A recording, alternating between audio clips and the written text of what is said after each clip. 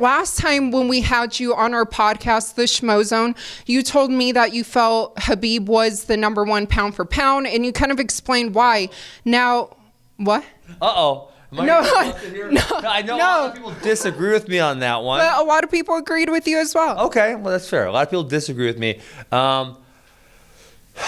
And listen, they have good arguments. You know, when you say like John Jones has X amount of title defenses, or Anderson Silva did, or whoever, right? Because there's a bunch of people who have more than him.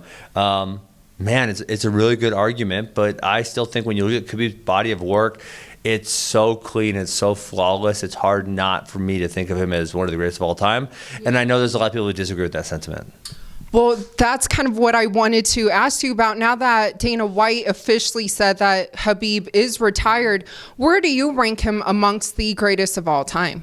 Yeah, man, I said that's tough. I think depending on, I made this list a while back of, you know, there's kind of 7 guys who, depending on the way you think about it, right? Because some people think about like the highest peak that they ever reached.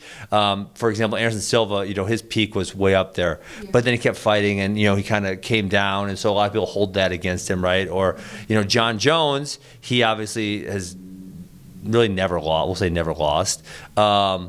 But he has a PED offenses against him, right? So some people hold that against him. So depending on what you hold the most valuable, you might come up with some different conclusions, because I don't think there's a cut and dry answer. But I think for me, because of how flawless Khabib was with his career, and it wasn't necessarily ever really his fault that some of those fights didn't happen.